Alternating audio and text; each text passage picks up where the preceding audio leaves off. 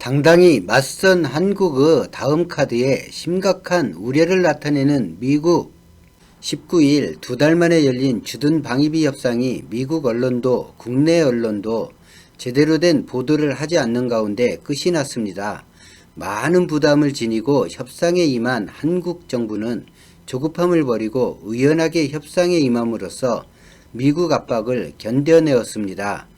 미국에서 네밍카드는 1월부터 등장시킨 주한미군 기지 노동자 무급 휴직 문제였으며 한국 정부는 일괄 타결이 어렵다면 이 문제만 우선 타결하자고 제안하겠다고 공항에서 인터뷰했는데 협상이 시작되기 전 미국은 즉각 반응을 내보냈습니다.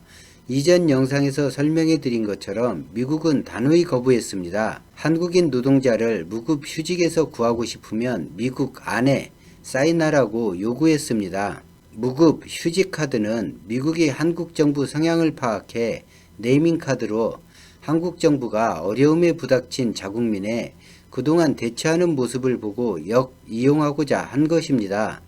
이런 성향은 현 정부만 지닌 성향이 아니죠. 대부분 한국인이 지닌 독특한 정서인데 다른 이가 공경에 처하면 발벗고 나서는 건 해외 언론이 한국을 다룰 때 빠지지 않고 다루는 단골 메뉴이기도 합니다. 특히 국가적 재난일 때는 이런 민족성은 더욱 비신하고 있습니다.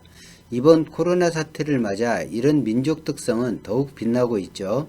모든 국가가 한국 정부와 한국 국민의식을 칭송하고 있는 상황입니다. 아무튼 미국은 마지막 남은 카드 미군기지 한국 노동자 무급휴직 카드를 결과적으로 지켜냈지만 그 카드 효용성보다 더 큰 것을 잃었습니다. 주한미군 사령관이 밝힌 것처럼 한국 노동자를 무급휴직시키면 주한미군 전투 역량에 막대한 타격이 온다고 발표했는데 노동자 노임만 우선 타결하자는 한국정부 제안을 거절함으로써 주한미군 가치를 스스로 떨어뜨리는 잘못을 저질렀습니다. 주한미군 사령관이 우려를 밝혔음에도 미국이 협상을 거절한 것은 전투 역량이 떨어지는 것을 대수롭지 않게 여긴다는 인식을 심어주고 있는데 이는 주한미군의 전투 준비태세나 임하는 자세에도 영향이 불가피합니다.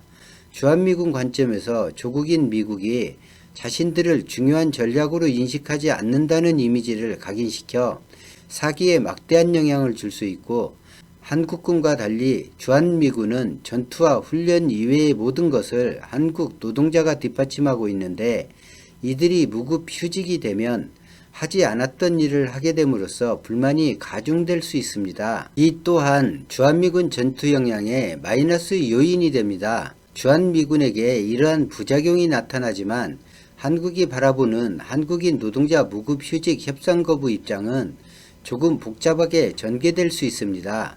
전투 역량이 떨어진다는 지휘부의 우려를 무시한다는 것은 한국 방어에 대한 미국 의지에 심각한 의문이 생기게 됩니다.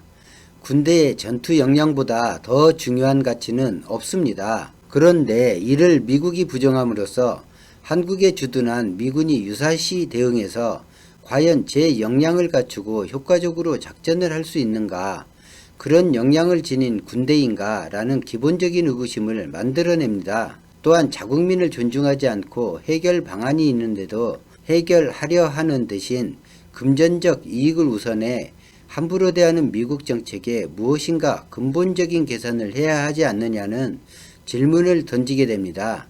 왜냐하면 이런 태도는 동맹이기보다 점령군으로 인식할 때 나오는 결과물이기 때문입니다. 자존감이 강한 많은 국민이 지금 철수 혹은 감축을 감수하더라도 주둔 방위비 인상에 거부감을 분명히 드러내고 있습니다. 철수나 감축 카드는 사실 한국이 지닌 가장 확실한 카드입니다. 2019년 11월에 미국 상하원이 합동으로 국방수권법을 만들고 이 문건에서 주한미군 철수나 감축을 부정하고 주한미군이 미국 이익에 들어맞는다는 주둔 당위성을 명문화하고 이 법안이 올라오자마자 망설이거나 보류하거나 불만을 하지 않고 트럼프 미 대통령이 서명한 이유가 이를 말해줍니다. 주둔비와 관계없이 미군은 주둔해야 할 필요성 때문에 주둔하는 것입니다. 주둔하며 얻는 이익이 주둔비와 비교 대상이 되지 않을 만큼 크고 중요하기 때문입니다. 한국 정부는 방위비 협상에서 철수 혹은 감축 카드를 쓸 수 있습니다. 이 카드를 꺼내면 한미 간에 해결해야 할 수많은 문제를 양산하지만 미국이 가장 우려하는 협상장이 되어버리는 것입니다. 하지만 한국 정부가 이 카드를 쓰기엔 국내 정치 지형이 가장 큰 걸림돌이 됩니다. 한국은 5년을 주기로 대통령을 뽑고 4년을 주기로 국회의원 또 4년을 주기로 지자체장을 뽑는 선거를 하고 있습니다. 아무리 기간이 길어도 2년마다 총선을 치르고 있습니다. 코에 걸면 코걸이, 귀에 걸면 귀걸이인 안보 공방이 치열한 정치 환경에서 이 카드는 자칫 절망에 가까운 선거 결과를 얻을 수도 있기 때문입니다. 아직 한국이 통일하지 못한 휴전 상태의 분단국이기 때문이며 외세에 의존해야 발 뻗고 잠을 잘 수 있는 많은 분이 현실에 존재하기 때문입니다. 일본 무역보복에 정당하게 대항하는 정부와 불매운동을 하는 국민을 매도한 그 많은 언론과 정치인, 그 지지 세력이 존재하는 것을 우리는 체감했습니다. 주권인 전작권을 반환받는 것임에도 주권 회복보다 굴욕을 강요하는 분들이 우리 현실에 존재하고 있기 때문입니다. 그리고 그들은 여론을 움직일 힘이 있고 지명도 높은 언론이 이를 지지하는 참담한 한국 사회가 현실입니다. 이 카드를 쓰려면 먼저 이 카드에 대한 국내 여론 지지율이 적어도 70% 이상의 결과를 보여주어야 하고 북한이 상당 기간 대화에 나서고 도발을 멈추면 가능해집니다. 그런 정도 여론이 지속된다면 미국은 한국을 지금처럼 대하지 못합니다. 그런 시기가 하루라도 일찍 오기를 바랍니다. 오늘 영상은 여기까지입니다. 고맙습니다.